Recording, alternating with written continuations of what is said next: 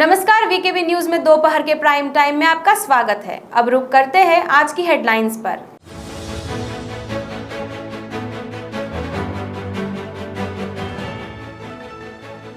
देश के पूर्व सर न्यायाधीश शरद बोबड़े ने किया संघ के संस्थापक डॉक्टर हेडगेवार के निवास का दौरा।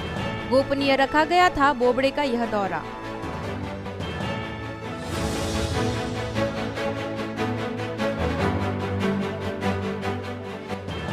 ओबीसी आरक्षण की मांग को लेकर 3 सितंबर को भाजपा ओबीसी मोर्चा करेगा प्रदर्शन। संविधान चौक से शुरू होगा यह प्रदर्शन।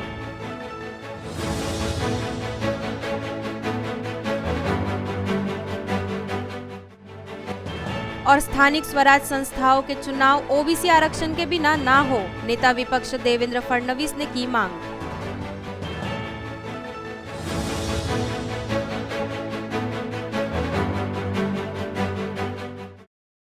और अब खबरें विस्तार से। भारत के पूर्व प्रधान न्यायाधीश शरद बोबड़े ने मंगलवार को यहां महल इलाके में स्थित राष्ट्रीय स्वयंसेवक संघ आरएसएस के संस्थापक केशव बलिराम हेडगेवार के जन्मस्थान का दौरा किया। बोबड़े नागपुर से ताल्लुक रखते हैं और अप्रैल 2021 में प्रधान न्यायाधीश के रूप में सेवानिवृत्त होने के बाद शहर में रह रहे हैं। 23 अप्रैल को न्यायमूर्ति एस.ए. बोबड़े सेवानिवृत्त हुए थे। संघ के एक पदाधिकारी ने कहा कि न्यायमूर्ति बोबड़े ने उस घर का दौरा किया जिसे देखने के लिए पूर्व सर न्यायाधीश शरद बोबड़े महल परिसर में पहुंचे थे। नागपुर महानगर पालिका के चुनाव ओबीसी आरक्षण के बिना न लिए जाए, इस मांग को लेकर 3 सितंबर को भारतीय जनता पार्टी ओबीसी मोर्चा नागपुर महानगर द्वारा प्रदर्शन किया जाएगा, जिसकी जानकारी नागपुर में आयोजित पत्र परिषद के दौरान दी गई। ज्ञात हो कि राज्य में ओबीसी आरक्षण का मुद्दा गरमा रहा है, जहां सुप्रीम कोर्ट के फैसले के बाद पक्ष और विपक्ष में आरोप प्रत्यारोप का सिलसिला शुरू है। ऐसे में महानगर पालिका के चुनाव को देखते हुए कोई दल नहीं चाहता कि ओबीसी आरक्षण के बिना चुनाव संपन्न हो। इसी कड़ी में अब नागपुर महानगर में भारतीय जनता पार्टी ओबीसी मोर्चा द्वारा 3 सितंबर को आंदोलन किया जाएगा, जिसके बाद अलग अलग विधानसभा क्षेत्र में भी ओबीसी मोर्चा द्वारा प्रदर्शन किए जाने की जानकारी दी गई है। 25 ऑगस्टला एक राज्य निवडणूक आयोगाचं एक परिपत्रक आलं, ज्यात नवीन वार्डाची परिसीमन आणि मतदारांचे अद्ययावत करण्याकरता, परंतु त्यात कुठेही SC STच्या आरक्षणाचा उल्लेख आहे, परंतु ओबीसीच्या आरक्षणाचा कुठेही उल्लेख नाही। जोपर्यंत उच्च न्यायालयाचा निर्णय येत नाही तोपर्यंत ही स्थगिती आहे। आमची अशी मागणी आहे की जोपर्यंत ओबीसी आरक्षण हे घोषित होत नाही तोपर्यंत या निवडणुका घेण्यात येऊ नये, कारण की या देशामध्ये, या महाराष्ट्रामध्ये 52% समाज हा ओबीसी आहे। त्याला जो मिळणारा फायदा आहे त्या फायद्यापासून ते वंचित राहते। त्यामुळे आमचं भारतीय जनता युवा ओबीसी मोर्चातर्फे त्याच्याबद्दल आम्ही आंदोलन करणार आहोत की त्या 3 तारखेला संविधान चौकातून आमचे मोठं भव्य आंदोलन राहणार आहे। त्यानंतर आम्ही हे आंदोलन प्रत्येक विधानसभा क्षेत्रात नेणार आहोत, त्यानंतर वार्ड स्तरावर नेणार। जर सरकारने वेळेच्या मुदतीत हा एप्रिल डाटा मान्य न्यायालयाला, उच्च न्यायालयाला सबमिट करावा, लवकरात लवकर हे आरक्षण पुनर्वत करावं अशी आमची मागणी आहे। विधानसभा के नेता विपक्ष देवेंद्र फडणवीस ने मीडिया को जानकारी देते हुए साफ किया है कि ओबीसी के आरक्षण के सिवा स्थानिक स्वराज्य संस्था के चुनाव न लिए जाए। इसके अलावा राकेश टिकैत के बदलते बयान पर भी देवेंद्र फडणवीस ने सवाल खड़े कर दिए। नेता विपक्ष ने और क्या कहा, आइए जानते हैं। असं त्यांना अशा गोष्टी बोलण्याची सवय आहे। त्यांचे स्टेटमेंट हे जर आपण बघितले तर ज्या दिवशी आंदोलन सुरू झालं त्याच्या आधीपासून आत्तापर्यंत 15 वेळा त्यांनी बदललेले आहेत। मला असं वाटतं की अशा प्रकारे प्रसिद्धी मिळवून घेण्याचा प्रयत्न यापेक्षा अधिक नाही आहे। त्यांनी या उलट हा प्रश्न सोडवण्याकडे जास्त लक्ष द्यावं। ही अतिशय वाईट अशा प्रकारची घटना आहे, अतिशय दुःखदायक आणि एक प्रकारे राग आणणारी घटना आहे। आणि अशा प्रकारे जर कोणी करत असेल तर त्याच्यावर कडक कारवाई झालीच पाहिजे। कोणाची हिंमत होता कामा नये अशा प्रकारचा एखादा हल्ला करण्याची।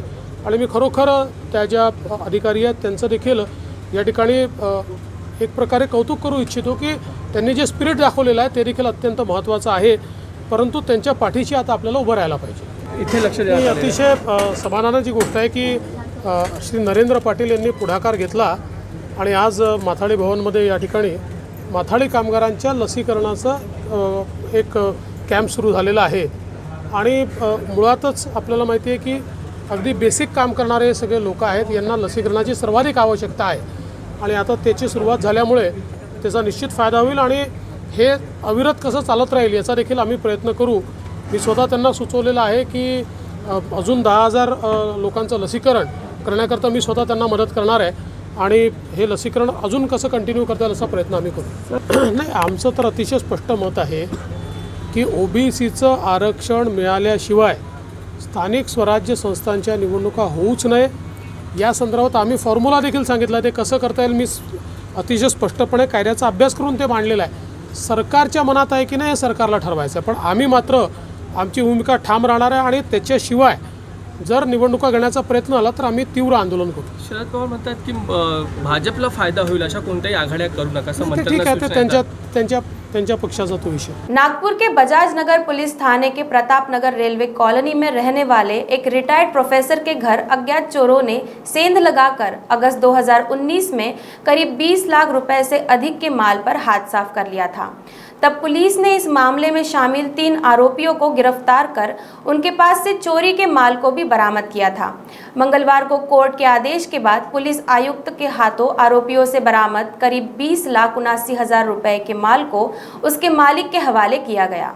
बजाज नगर पुलिस थाने के प्रताप नगर रेलवे कॉलोनी में रहने वाले एक रिटायर्ड प्रोफेसर श्रीराम शेंडे के घर पर सेंध लगाकर अगस्त 2019 में अज्ञात आरोपियों ने सोने के 395 ग्राम आभूषणों सहित करीब 20 लाख रुपयों से अधिक के माल पर हाथ साफ किया था. पुलिस ने उस समय इस मामले में शामिल मुख्य आरोपी अमोल महादेवराव सातगांव फाटा बुट्टीबोरी जिला नागपुर निवासी सहित उसके अन्य साथियों श्रीकांत जीवन निखाड़े कुही निवासी और प्रकाश मारोतराव पंचभाई शेगाव नगर बहादुरा फाटा उमरेड रोड निवासी को गिरफ्तार कर सोने के आभूषणों सहित 20,79,000 रुपए के माल को बरामद कर लिया था. आरोपियों ने इस चोरी के सारे माल को हुड़केश्वर के एक सराफा व्यापारी के पास झूठ बोलकर बेच दिया था, जिसे बाद में पुलिस ने बरामद कर लिया. फरियादी ने अपना सारा माल वापस लेने के लिए कोर्ट में आवेदन किया था, जिसके बाद कोर्ट से आदेश मिलने के बाद पुलिस आयुक्त के हाथों मंगलवार को इस पूरे माल को फरियादी श्रीराम शेंडे के हवाले किया गया. 19 ऑगस्ट महिन्यामध्ये घरफोडीचा गुन्हा दाखल केला होता. त्याच्यामध्ये जवळपास 400 ग्राम सोनं चोरी गेल्याची कंप्लेंट होती. त्या संबंधाने गुन्हा दाखल करण्यात आला होता. ह्याचा आमच्या तपास पोलीस स्टेशन बजाजनगरचे तत्कालीन पोलीस निरीक्षक श्री महेश चव्हाण सर आणि तपास पथकाचे अधिकारी श्री PSI श्री पराग फुलझेले आणि तपास पथकाचे कर्मचारी यांनी कसोशीने शोध घेऊन ह्याच्यातला घरफोडी करणारा जो आरोपी आहे राऊत अमोल राऊत याला अटक केली होती 1 जानेवारी 2020ला. आणि त्यानंतर त्याचा सोनं विकण्यामध्ये जो सहकारी होता श्रीकांत जीवन निखाडे आणि प्रकाश मारोतराव पंचभाई हे त्यानंतर फरार असल्यामुळे त्यांचा शोध घेण्याची प्रक्रिया चालूच होती. नोव्हेंबर 2020 मध्ये दोन्ही उर्वरित आरोपी श्रीकांत निखाडे आणि प्रकाश पंचभाई यांना नमूद घरफोडीच्या गुन्ह्यात अटक करण्यात आली आणि आरोपी प्रकाश पंचभाई यांनी सदरील चोरीच्या गुन्ह्यातले जे सोन्याचे दागिने होते ते स्वतःचे आहेत अशी बतावणी करून सोनार दुर्गेश सुरपाटणे यांना ते सोनं विकलं होतं. स्वतःच्या तब्येतीच्या उपचाराकरता आणि वडिलांच्या तब्येतीच्या उपचाराकरता सोनं विकायची आवश्यकता आहे अशी सगळी कहाणी ऐकून तर ते सोनं सोनार दुर्गेश सुरपाटणे यांच्याकडनं रिकव्हर करण्यात आलं होतं. प्रोसिजर वाईज माननीय न्यायालयाने ह्याच्यात दखल घेतली होती. हा डिटेक्ट गुन्ह्यामधलं जे सोनं आहे ते फिर्यादी यांना रिटर्न ऑफ प्रॉपर्टी च्या अंतर्गत करण्यात येणाऱ्या कार्यवाही अंती माननीय न्यायालयाने फिर्यादीला सुपूर्द करावे अशी ऑर्डर केल्याच्या नंतर एकूण सोने 395 ग्रॅम आणि कॅश 35,000 असे फिर्यादी यांना आज रोजी माननीय CP साहेब श्री अमितेश कुमार, माननीय DCP झोन 1 श्री नरुल हसन साहेब, तत्कालीन पोलीस निरीक्षक श्री महेश चव्हाण यांच्या उपस्थितीत CP सरांच्या हस्ते हँडओव्हर करण्यात आलेला आहे. राज्य सरकार किसी भी त्योहार के खिलाफ नहीं है, बल्कि कोरोना के खिलाफ है। कोरोना कोई सरकारी कार्यक्रम नहीं है। उसे रोकने के लिए पूरी दुनिया में जो भी अनुशासन और नियम बताया गया है उसका पालन करना पड़ेगा, ऐसा स्पष्ट कहना है महाराष्ट्र के मुख्यमंत्री उद्धव ठाकरे का। कोरोना संक्रमण को लेकर मुख्यमंत्री उद्धव ठाकरे ने विपक्ष को करारा जवाब दिया है। उन्होंने यह कहा कि उनकी सरकार त्योहारों के खिलाफ नहीं, कोरोना के खिलाफ जंग लड़ रही है। उन्होंने ये भी कहा कि केंद्र सरकार ने भी इन त्योहारों के दौरान संक्रमण बढ़ने की आशंका व्यक्त की है और राज्य सरकार से सावधानी बरतने के लिए कहा है। कोरोना के प्रकोप के मद्देनजर गोकुलाष्टमी त्योहार बहुत ही सादगी और सरलता से मनाते हुए आरोग्य उत्सव मनाने का आह्वान मुख्यमंत्री ने किया था। इस उत्सव के प्रतिसाद देते हुए संस्कृति प्रतिष्ठान की तरफ से दही हांडी उत्सव के स्थान पर आरोग्य उत्सव आयोजित करने का फैसला लिया गया। इसके तहत ही प्रताप सरनाइक फाउंडेशन और विहंग चैरिटेबल ट्रस्ट ने आज ठाणे शहर में ऑक्सीजन प्लांट का मुख्यमंत्री श्री ठाकरे के कर्मकलो द्वारा वीडियो कॉन्फ्रेंसिंग के माध्यम उद्घाटन किया गया। मला कल्पना आहे दहीहंडी आणि दहीहंडीचा उत्साह आणि उत्सव याला आपण आज काही काळासाठी रोखलेलो आहोत आणि मगाशी प्रताप आपण ती शॉर्ट फिल्म दाखवली, त्यातली दहीहंडीची जी दृश्य आहेत ती स्वप्नवत वाटतात। मला तेही सगळे उत्सव आठवत आहेत जेव्हा मी आपले बेगे साहेब होते तेव्हाही दहीहंडीसाठी ठाण्यात येत होतो, तुमच्या सगळ्यांसाठी ठाण्यात येत होतो। तो थरार दहीहंडीचा काय असतो, ते उधाण दहीहंडीचं काय असतं हे अगदी त्या मानवी मनोऱ्यावरती चढलो नाही तरी तुम्ही बाजूला जे व्यासपीठ बांधायचं त्याच्यावरनं तुम्ही अनुभवलेलं आहे आणि ते सगळं वातावरणच थरारक आणि भारावलेलं असतं। आज एक काही काळासाठी जे मी म्हटलं ते सर्वांना तुम्हाला कल्पना आहे आणि एक 8-10 दिवसापूर्वी आपण जो कार्यक्रम केला होता त्याच दिवशी तुम्ही आजची तारीख माझी घेतली होती। अनेक जण असतात तारीख पे तारीख जाहीर करत असतात आणि प्रत्यक्षात मात्र काही करत नाही, पण तुम्ही म्हणजे 15 दिवसापूर्वीच आजची तारीख मी ठरवली आणि तीही दहीहंडीची तारीख। मला कौतुक एवढ्यासाठी तुमचं पुन्हा करायचंय की एका बाजूला ह्या उत्सवाच्या आनंदाला आपण थोडंसं विरजण आणि दही हंडी म्हटल्यानंतर विरजण आलंच, ते या वेळेला खरंच विरजण आलेलं, त्याच्यात विरजण पडलेलं आहे आणि ह्याच दिवशी तुम्ही जनतेच्या उपयोगाचे, मी तर म्हणेन जनतेचे प्राण वाचावेत म्हणून प्राणवायू निर्मितीचा प्लांट टाकला, तो सुरू केला, त्याच्याबद्दल तुम्हाला तमाम ठाणेकरांच्या वतीने मी खास धन्यवाद देतो। तो वक्त हो गया एक छोटे से ब्रेक का, मिलते हैं एक ब्रेक के बाद। Love you Deepika. बाय। सब जानना चाहते हैं मेरा फेवरेट कलर, मेरा फेवरेट डेस्टिनेशन, मेरी फेवरेट डिश, पर कोई ये नहीं पूछता कि फेवरेट डिश मैं बनाती कैसे हूँ। अरे यार, जिसे टेस्टी खाना पसंद है वो अच्छे टेस्ट तक पहुँच ही जाता है। सुरुचि मसाले, खाने में हो रुचि तो घर लाइए सुरुचि।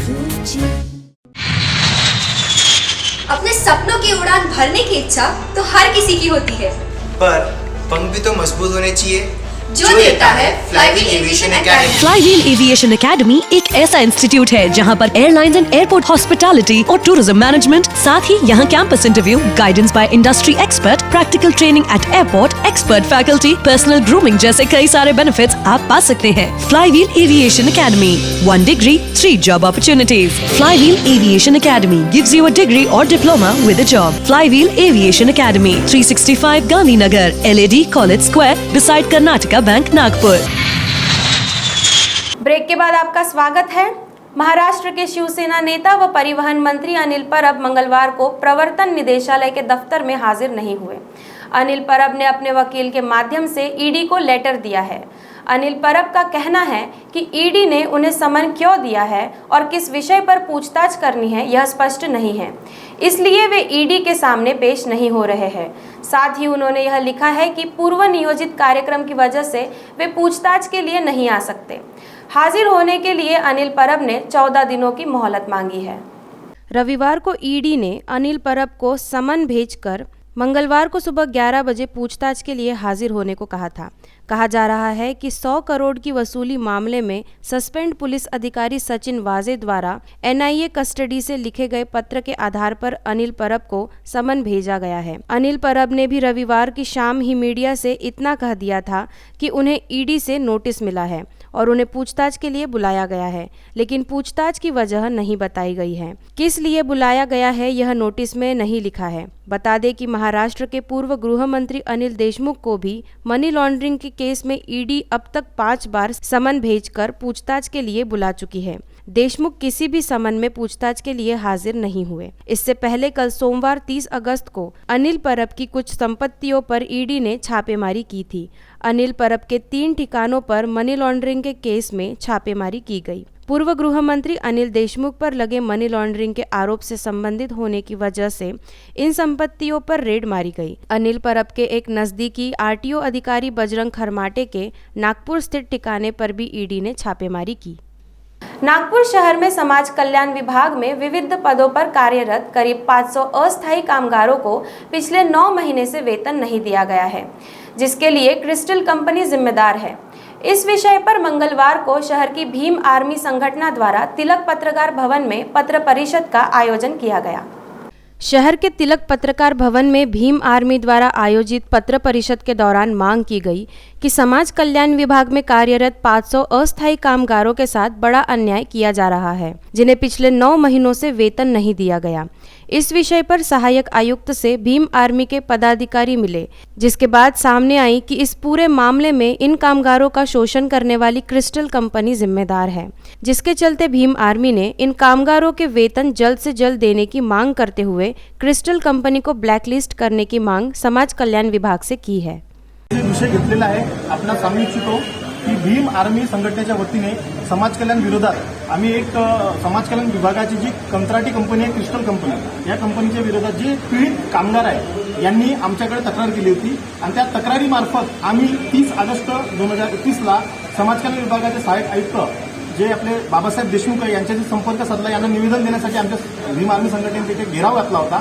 त्या घेरावादरम्यान आमची सहाय्यक आयुक्त यांच्याशी चर्चा झाली। त्यावेळेस त्यांनी सांगितलं की आम्ही या कंत्राटी कामगाराची जे अडचणी आहे, जे 8 महिन्याचे यांचं पेमेंट देण्यात आलेलं नाही आहे, 18 महिन्याचे जे पीएफचे जे पैसे आहेत ते त्यांच्या खात्यात जमा झालेले नाही आहे, कंत्राटी कामगारांना ज्या प्रकारचा त्रास या कंपनीने सुमारे 1 वर्षापासून दिलेला आहे, कोरोनाच्या काळामध्ये या कंपनीच्या कर्मचाऱ्यांनी परिश्रमाने या ठिकाणी काय केलेलं आहे की म्हणजे जीव ओतून समाज कल्याण वसतिगृह, शासकीय शाळा, निवासी शाळा आणि समाज कल्याण कार्यालय या ठिकाणी housekeeping, security guard, office clerk यासारख्या मनुष्यबळाच्या पदावर या समाज कल्याण विभागात क्रिस्टल कंपनीच्या कंत्राटी कामगारांनी तिथे काम केलेले आहे। नागपूर येथील कमीत कमी 400 ते 500 कंत्राटी कामगार या कंपनीच्या मार्फत कंत्राटी पद्धतीने काम करत आहेत, परंतु या 500 कर्मचाऱ्याचे 9 महिन्याचे थकीत वेतन यांनी दिलेले नाही आहे, सोबतच यांना 18 महिन्याचे पीएफ दिलेले नाही। त्यासाठी आमच्या भीम आर्मीच्या वतीने आम्ही सहाय्यक आयुक्तांना भेटलो असता त्यांनी आम्हाला सांगितलं की आम्ही या कंपनीसोबत पत्रव्यवहार केला असता किंवा बोललो असता। त्यांचं असं म्हणणं आहे की आम्हाला शासनाकडून नागपुर के सक्करदरा पुलिस की टीम ने फिरौती लेने के एक मामले में आरोपी को रंगे हाथ गिरफ्तार किया है। एक छात्र के न्यूड फोटो को सोशल मीडिया पर वायरल करने की धमकी देकर आरोपी कई दिनों से छात्र से पैसे ऐंठ रहा था। हद तो तब हो गई जब मोटी रकम ऐंठने के चक्कर में आरोपी छात्र के घर में पहुंच गया और उसके परिजनों से ही 50,000 की फिरौती की मांग करने लगा। सक्करदरा पुलिस से मिली जानकारी के अनुसार फरियादी सक्करदरा निवासी विशाल पाटिल है। विशाल पेशे से दत्तात्रेय नगर में लॉन चलाते हैं। फरियादी का 20 वर्षीय बेटा सुधांशु है, जो कि बीकॉम 2nd ईयर की पढ़ाई कर रहा है। सुधांशु की पहचान 1 मई 2021 को इंस्टाग्राम पर तन्वी नामक युवती से हुई थी। तब तन्वी ने उसे फ्रेंड रिक्वेस्ट भेजी थी, जिसे सुधांशु ने एक्सेप्ट किया था, जिसके बाद उनकी आपस में बातचीत शुरू हुई थी। तन्वी ने सुधांशु को उसके कुछ न्यूड फोटो मोबाइल द्वारा भेजने के लिए कहा था और तब छात्र ने उसे अपने न्यूड फोटो भेजे भी थे। कुछ दिन बाद ही छात्र के मोबाइल पर एक आरोपी का फ़ोन आया, जिसमें उसने छात्र को उसके न्यूड फोटो उसके पास होने की बात बताई और उसे सोशल मीडिया पर वायरल करने की धमकी देकर पैसों की मांग की थी। आरोपी ने छात्र से समय समय पर 1000, फिर 1500, फिर 5000 और फिर 6000 रुपए भी लिए। आरोपी 22 वर्षीय रौनक प्रभु वैद्य प्लॉट नंबर 29 पीपला फटा चौक हुड़केश्वर निवासी है। ज्यादा पैसे मिलने के लालच में ही आरोपी एक दिन छात्र के घर पहुंच गया और उसके पिता व भाई को छात्र के न्यूड फोटो दिखाकर कहा कि वह उसकी चचेरी बहन के साथ व्हाट्सएप पर चैटिंग करता है। साथ ही छात्र के परिजनों से 50,000 रुपए की फिरौती की मांग भी की। फरियादी ने तब पैसे नहीं होने की बात कर उसे दूसरे दिन अपने ऑफिस में पैसे लेने के लिए बुलाया और इसकी शिकायत पुलिस से कर दी। अगले दिन जब आरोपी पैसे लेने के लिए ऑफिस में पहुंचा तो पुलिस ने छापा मारकर पैसे लेते हुए उसे रंगे हाथ गिरफ्तार कर लिया। आरोपी को पुलिस ने कोर्ट में पेश किया है, जहां कोर्ट ने उस 2 दिन के पुलिस कस्टडी रिमांड में भेज दिया है। राज्य सरकार द्वारा पाबंदी लगाए जाने के बावजूद मंगलवार को दही हांडी मनाई गई। राज ठाकरे की पार्टी मनसे के नेताओं ने जमकर दही हांडी फोड़ी। मुंबई के बांद्रा स्थित कलानगर में मुख्यमंत्री उद्धव ठाकरे का मातोश्री बंगला है। इसी मातोश्री बंगले के पास कलानगर जंक्शन में राज ठाकरे की पार्टी मनसे के नेता अखिल चित्रे सहित बाकी कार्यकर्ताओं ने दही हांडी फोड़ी। इस आयोजन के चलते खेरवाड़ी पुलिस स्टेशन में पार्टी उपाध्यक्ष अखिल चित्रे और कार्यकर्ता ओंकार खांडेकर के खिलाफ केस दर्ज कर लिया गया है। कोरोना के चलते राज्य सरकार ने जहां पूरे राज्य में दही हांडी आयोजन पर प्रतिबंध लगाया था, वहीं ठाणे में मनसे नेता अविनाश जाधव ने दही हांडी का उत्सव मनाया। मनसे नेता बाला नांदगांवकर ने भी काला चौकी में दही हांडी मनाई। इसके बाद बाला नांदगांवकर हिरासत में लिए गए। पाबंदी के बावजूद दही हांडी मनाने पर मुंबई में 9 केस दर्ज किए गए। दूसरी ओर भाजपा नेताओं और कार्यकर्ताओं ने कोरोना गाइडलाइंस को धता बताते हुए दही हांडी का उत्सव मनाया। सार्वजनिक दही हांडी पर रोक की वजह से भाजपा नेता राम कदम ने अपने घर पर ही दही हांडी फोड़ी। मुंबई, ठाणे सहित नवी मुंबई, औरंगाबाद में भी दही हांडी फोड़ी गई। महाराष्ट्र के अंदर जो आघाड़ी सरकार है वो हिंदू विरोधी सरकार है। हिंदू का जो संस्कृति है, जो दही हांडी हिंदू की संस्कृति सहन को जो विरोध किया जा रहा है वो बहुत ही गलत है। हम इसका बेजोर तरीके से विरोध करते हैं और दही हांडी हम जोर में मनाएंगे। चाहे सरकार हमारे ऊपर कितने भी केसेस डाले, चाहे हमारे ऊपर कितने भी गुना डाल दे, लेकिन हम इस हिंदू विरोधी सरकार का हम जाहिर निषेध करेंगे।